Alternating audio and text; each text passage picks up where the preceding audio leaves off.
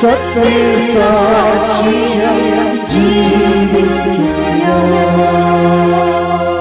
ദൈവസ്നേഹം എന്ന് പറഞ്ഞ എന്താ കാര്യം എന്നറിയാമോ? ഒരു ഉദാഹരണം ഞാൻ പറയാം.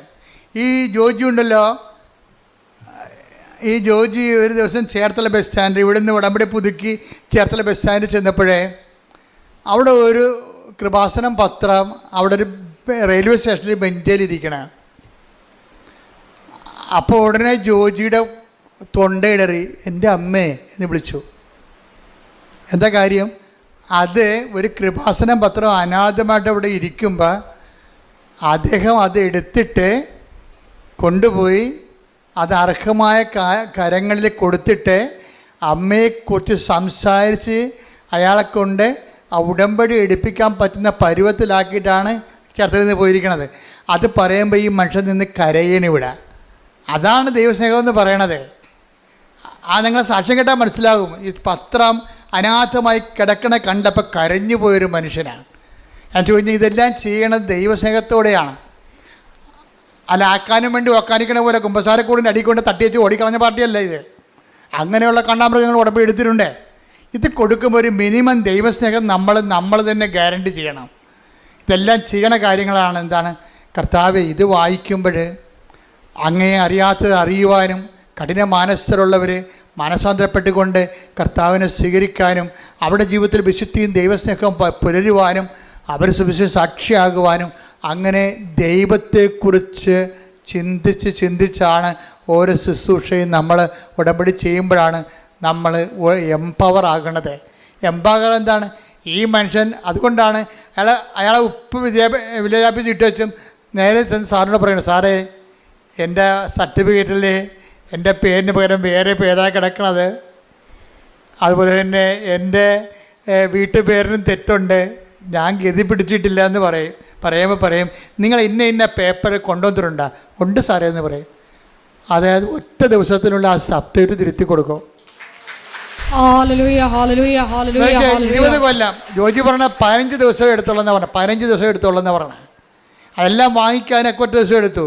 പക്ഷെ 15 ദിവസത്തിനുള്ളിൽ അയാൾ ചെയ്തിട്ട് 20 കൊല്ലം നടക്കാഞ്ഞ കാര്യമാണ് 15 ദിവസത്തിനുള്ളിൽ നടന്ന് കൈ കിട്ടണത്.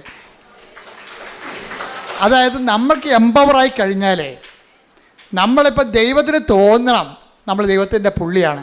അല്ല, നിങ്ങളുടെ വയറ്റിപ്പഴപ്പിന് വേണ്ടി ഇങ്ങനെ അലഞ്ഞു കെട്ടി ആലപ്പുഴ നടക്കണപ്പോൾ തോന്നരുത്. അത് വയറ്റിപ്പഴപ്പിന് വേണ്ടിയേ അലഞ്ഞു കെട്ടി ആലപ്പുഴ നടക്കണം ദൈവത്തിന് തോന്നരുത്. ദൈവത്തിന് വേണ്ടി നമ്മൾ അരമുറുക്കി ഇറങ്ങിയിരിക്കണം ദൈവത്തിന് തോന്നിയാൽ പടപടാന്ന് നടക്കും ഈ സംഭവം. അതെന്താണ്? അത് അവസാനം വരെ നിൽക്കും. നീ കയറി ചെല്ലുന്ന ഇടങ്ങളിലെ കർത്താവ് എന്താ പറഞ്ഞത്? ഇതാ സർപ്പങ്ങളുടെയും തേളുകളുടെയും ശത്രുവിൻ്റെ സകല ശത്രുക്കളുടെ മേൽ ചവിട്ടി നടക്കാൻ ഞാൻ നിനക്ക് അധികാരം നൽകുന്നു. അപ്പം നിനക്ക് വിശ്വാസം മൂക്കുന്നതനുസരിച്ച് ദൈവസ്നേഹം വർദ്ധിക്കുന്നതനുസരിച്ചുകൊണ്ട് നിനക്ക് ദൈവത്തിൻ്റെ അധികാരമാണ് വർദ്ധിക്കണേ. കൈയടിക്കട്ടെ.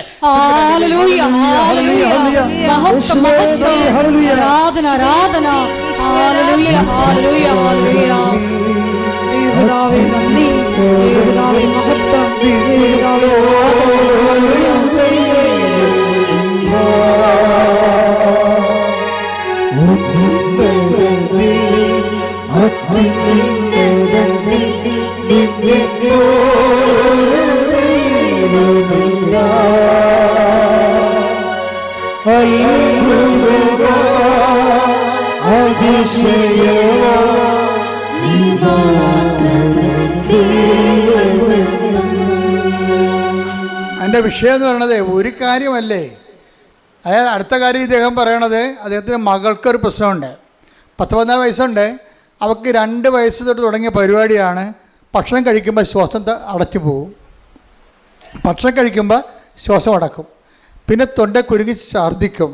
അപ്പോൾ വേണമെങ്കിൽ ആ ഭക്ഷണം കഴിച്ചുകൊണ്ടിരിക്കുന്ന സ്ഥലത്ത് തന്നെ പാത്രത്തിൽ തന്നെ ഛർദ്ദിച്ചിടും. ഇതിങ്ങനെ വർഷങ്ങളായിട്ട് തുടങ്ങിയതാണ്. 14 വയസ്സുണ്ട് ഇപ്പം. അപ്പം ഇത്രയും നടന്ന് ഇതിന് മാറ്റം പല മരുന്നുകൾ മറന്നിട്ട് കഴിച്ചിട്ട് മാറ്റമില്ല. അവസാനം എന്താ ചെയ്യണം? ഈ ഉടമ്പടി തൈലം ഉപ്പും കൂടി ചേർത്ത് കൊടുക്കും. ആ പറയണ ഇപ്പം 3 കൊല്ലമായി കൊച്ചു ഛർദ്ദിച്ചിട്ടില്ല. ഇവിടെയൊക്കെ നിങ്ങളെ കൈയടിക്കാൻ വേണ്ടി പറഞ്ഞതല്ല.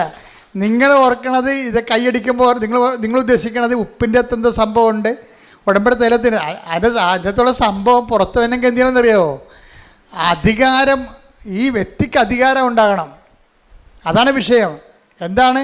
ഈ വ്യക്തിക്ക് ദൈവത്തിന് വേണ്ടി ജീവിച്ചു, ദൈവത്തിൻ്റെ വചനത്തിന് വേണ്ടി ജീവിച്ച് സുവിശേഷത്തിൻ്റെ സാക്ഷിയായി ജീവിക്കുമ്പോൾ അവരെ ആക്ടിവേറ്റ് ചെയ്യുമ്പോൾ ദൈവത്തിൻ്റെ പവർ അടിക്കണം, അവിടെ അടിക്കും. എന്താ കാര്യം?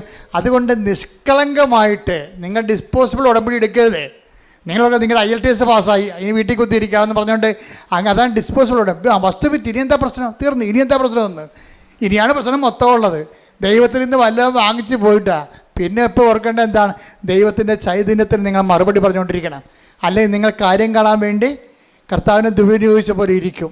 അപ്പം അതുകൊണ്ട് എപ്പോഴും ശ്രദ്ധിക്കേണ്ട കാര്യം വെച്ച് കഴിഞ്ഞാൽ ഉടമ്പടിയിലൂടെ ദൈവാധികാരം പ്രാപിക്കാനാണ് നോക്കേണ്ടത്. അതിനുള്ള സാധ്യതയാണ് നിങ്ങൾ പ്രയോജനപ്പെടുത്തേണ്ടത്. അയാളുടെ ഇൻക്രിമെൻറ്റ് കൂടുന്നില്ലായിരുന്നു അയാളുടെ കമ്പനിയിൽ. വേറെ കമ്പനി ജോലി കിട്ടി, 2 കൊല്ലമായിട്ട് കൂടുന്നില്ല. അയാൾ ഒറ്റ പ്രാവശ്യമേ പറഞ്ഞുള്ളൂ. ആ ഒറ്റ പ്രാവശ്യം ആ ഇൻക്രിമെൻറ്റ് ഡബിളാക്കി കൊടുത്തു. എല്ലാവർക്കും കൊടുക്കുന്നതിനേക്കാൾ ഇയാളുടെ സീനിയേഴ്സിനേക്കാൾ ഇരട്ടി ഇൻക്രിമെൻറ്റ് കൂട്ടി കൊടുത്തു. ഇവൻ കൈവെക്കണ സ്ഥലത്തെല്ലാം മാതാവ് ഒപ്പിടും. അതാണ് പ്രശ്നം. ഇവൻ നിങ്ങളൊരിക്കൽ സത്യമാണെന്ന് ദൈവത്തിന് തോന്നിയാൽ നിങ്ങൾ കൈവെക്കണ എല്ലാം അവൻ ചെയ്ത എല്ലാം ശുഭമാക്കുകയും ചെയ്തു. Take the word of God. ശ്രുതിക്കട്ടെ, ശ്രുതിക്കട്ടെ. ഹല്ലേലൂയ, ഹല്ലേലൂയ, ഹല്ലേലൂയ, ഹല്ലേലൂയ. യേശുവേ നന്ദി. ഹല്ലേലൂയ, ഹല്ലേലൂയ, ഹല്ലേലൂയ, ഹല്ലേലൂയ, ഹല്ലേലൂയ. യേശുവേ ആരാധന, ആരാധന, ആരാധന. യേശുവേ മഹത്വം. ഹല്ലേലൂയ, ഹല്ലേലൂയ. ഉൽപ്പത്തി 39:23. ജോസഫിനെ ഭരമേൽപ്പിച്ച ഒരു കാര്യത്തിലും കാരാഗൃഹ സൂക്ഷിപ്പുകാരൻ ഇടപെട്ടില്ല. കാരണം കർത്താവ് അവൻ്റെ കൂടെ ഉണ്ടായിരുന്നു. അവൻ ചെയ്തതൊക്കെ കർത്താവ് ശുഭമാക്കുകയും ചെയ്തു. ഇതാ സംഭവം. ഇത് പ്രൊക്ലമേഷനിലുള്ള, ഇത് പ്രോമിസിലുള്ളതാ. ദൈവമായിട്ട് നിന്ന് ജീവിച്ച് ദൈവത്തിനെങ്ങാനും കണ്ണി പിടിച്ചു പോയാൽ പിന്നെ നോക്കേണ്ടി വരത്തില്ല. പിന്നെ എന്താ നിലപാടെന്താ? അവൻ എന്താ ജോസഫിനെ കുറിച്ച് എന്താ എഴുതിയിരിക്കണം എന്ന് ചോദിക്കുക. ഉൽപ്പത്തി 39:23 വായിച്ചേ ഒന്നുകൂടി. ജോസഫിനെ ഭരമേൽപ്പിച്ച ഒരു കാര്യത്തിലാ കാരാഗൃഹ സൂക്ഷിപ്പുകാരൻ ഇടപെട്ടില്ല.